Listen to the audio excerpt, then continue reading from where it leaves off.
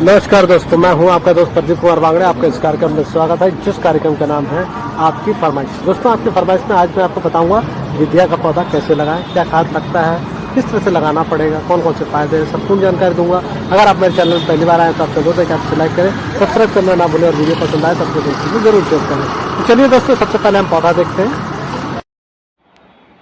दोस्तों, मोर पंखी, जिसे हम विद्या का पौधा भी कहते हैं, इसको जोड़े से अपने घर में लगाना पड़ता है। दरवाजे के दोनों साइड आप लगा दीजिए गमले में, और इसको रखने से याददाश्त तेज होती है और बच्चों के लिए बहुत फ़ायदेमंद है। उनकी किताबों में रखना चाहिए इसको। तो चलिए मैं बताता हूँ लगाने का तरीका। जैसे कि आप देख रहे हैं, यह है विद्या का पौधा। तो सबसे पहले हम जो है इसकी मिट्टी तैयार करेंगे।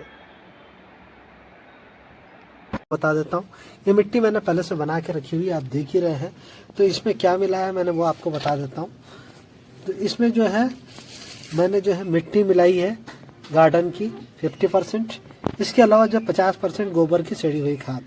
अगर आपके पास खाद है तो ठीक है, अगर खाद नहीं है तो कंपोस्ट भी डाल सकते हैं। तो इस तरह से मिट्टी तैयार हो जाएगी बिल्कुल। ये देखिए, अब इसमें कुछ नहीं डालना है आपको। अगर आपकी इधर मिट्टी अगर चिकनी हो तो 25% आप इसमें जो है रेत डाल दीजिएगा, जहाँ जो जुड़ाई के काम आता है उसको डाल दीजिएगा, और उसके बाद अच्छे से मिक्स करके 4 से 5 दिन के लिए छोड़ दीजिए। अब हमें गमला लेना है तो गमले की मिट्टी तैयार करनी है। तो जैसे कि आप देख रहे हैं, होल होना बहुत ज़रूरी है। तो होल रहेगा तो जो है पानी जो है अच्छे से इसमें ड्रेन होगा। तो चलिए अब मैं आपको दिखाते जाता हूँ कि कैसे हम जो है इसमें लगाते हैं। देखो दोस्तों, इस तरह से जो है आप, जैसे कि मैं इसमें डाल रहा हूँ, इसका वजन कम रहे ताकि इसको अच्छी से नीचे से पैक कर दूंगा। तो देख लीजिए आप। और कुछ जगह मैं पत्थर भी लगा दूंगा इस तरह से। ये देखिए, इस तरह से, ताकि क्या है कि नीचे जो है पानी जो है एकदम आसानी से निकल जाए, बहुत ज़्यादा मात्रा में पानी ना रहे। तो ये इसीलिए हम इसमें डालेंगे। तो हम इसमें जो है इस तरह से, ये देखिए, इस तरह से हम डालेंगे। तो अब चूंकि ये अच्छी तरह से ढक गया, तो अब हम इसमें मिट्टी डालेंगे। मिट्टी हमारी तैयार है, तो देख लीजिए, इसमें हम डाल देंगे। आधे से ज़्यादा मिट्टी भर देंगे इसमें। ये देखिए, इस तरह से। तो इसको हम भर देंगे दोस्तों अच्छे से। ये देखिए, इस तरह से। तो ये देखिए, आधा भर देंगे। ये देखिए, इस तरह से। अब हम पौधा लगाएंगे। तो दोस्तों, जैसे कि आप देख रहे हैं, ये है गमला और इसमें एक होल है और ये मिट्टी तैयार है, और ये रहा विद्या का पौधा। तो जैसे कि मैं आपको बता चुका हूँ कि मिट्टी में क्या क्या होता है और क्या मिलाना पड़ता है। तो देख लीजिए आप। तो गमले में इस तरह से जो है मिट्टी डाल रहे हैं, और जैसे कि मैंने आपको बताया कि जो है नीचे एक पत्थर होना चाहिए, जिससे पानी ज़्यादा मात्रा में गमले में ना रहे।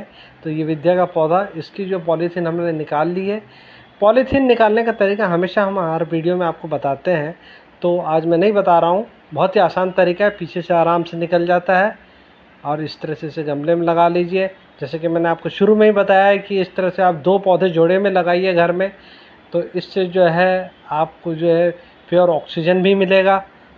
तो आगे मैं इसके फ़ायदे भी आपको बताऊंगा। इस तरह से लगाइए, और इसको जो है शाम के समय लगाना है। इस बात का आप ज़रूर ध्यान रखें, शाम के समय लगाने से आपका पौधा 100% सक्सेस होगा। तो इसको इस तरह से लगाइए, और पानी ज़रूर डालिएगा दोस्तों, और कम से कम 1 दिन तक इसे जो है छांव में रखें। यह है विद्या का पौधा, देख लीजिए दोस्तों अच्छी से। दोस्तों, जैसे कि मैंने आपको दिखाया है कि ये विद्या का पौधा है, और विद्या के पौधे से कौन कौन सी बीमारियां ठीक होती है वो मैं आपको बता देता हूं। दोस्तों, विद्या का पौधा, जिसे थूजा या मोरपंखी भी कहा जाता है, प्राचीन काल में बीमारियों के इलाज और घरेलू उपचार में इसका इस्तेमाल किया जाता रहा है। विद्या, जिसे हम थूजा या फिर मोरपंखी भी कहते हैं, इससे कौन कौन सी बीमारियां ठीक होती है वो मैं आपको बताता हूँ। दोस्तों, अगर आपको मसा हो गया हो तो ये मसों के लिए बहुत ही फायदेमंद है। अगर शरीर में आपको मसा हो गया है तो आप क्या करें, इसका पेस्ट बनाएं और मच्छी के ऊपर लगाएं। ध्यान रहे कि इसको जब सूख जाए तो इसको जो अच्छे से धो लें। इसकी पत्तियों में एंटीबैक्टीरियल गुण पाया जाता है और पुराने समय में इसके लेप का इस्तेमाल त्वचा के संक्रमण या फिर मस्सों को ठीक करने के लिए बाहरी रूप से इस्तेमाल किया जाता था। तो आप भी इसको बाहरी रूप से लगा सकते हैं। दोस्तों, अगर सांस से संबंधित कोई परेशानी है तो ये बहुत ही कारगर हो सकता है। पुराने पारंपरिक चिकित्सा के अनुसार इसका अर्घ खांसी और श्वास मार्ग के संक्रमण को कम करने के लिए किया जाता है, लेकिन आप किसी डॉक्टर की सलाह से ही इसका सेवन करें। जोड़ों का दर्द हो, गठिया हो, तो इसके लिए आप इससे बने तेल को मालिश करेंगे तो जोड़ों का दर्द, सूजन, इससे राहत मिलेगी।